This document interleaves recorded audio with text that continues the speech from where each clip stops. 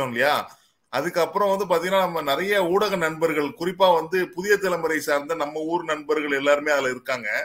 So அவங்க என்ன பண்ணாங்கன்னா உடனே இது வந்து ஒரு கவர் ஸ்டோரியா வந்து அனைவரின் கவனத்துக்கும் கொண்டு போனாங்க. அது மட்டும் இல்லாம தாமிரபரணி ஒரு முன்னோடி அப்படிங்கிறதுக்கு இன்னொரு உதாரணம் சொல்றேன்.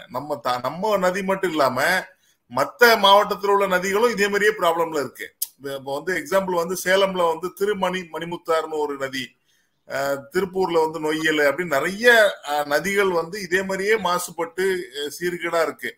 அதையும் அவங்க ஒரு கவர் ஸ்டோரியா போட்டு ஒட்டுமொத்தமா அரசோட கவனத்துக்கு கொண்டு போயிருக்காங்க போல. சோ தலைமைச் செயலாளர் கூப்பிட்டு பேசினாரு அப்படின்னு சொன்னாங்க. சோ தலைமைச் செயலாளர் தான் நீங்க சொல்ற மாதிரி எல்லா மாவட்ட ஆட்சித்தலைவர்களுக்கும் பாஸ் இல்லையா? சோ அவரு அதை வச்சுட்டு அவர் பண்ணுவாரு அப்படின்னு நம்ம நம்புவோம். சோ இந்த விஷயத்துல வந்து நம்ம புதிய தலைமுறையில இருக்கக்கூடிய நமது இல்ல புதிய தலைமுறை எடுத்த முயற்சி நல்லது. இது எல்லாருக்குமே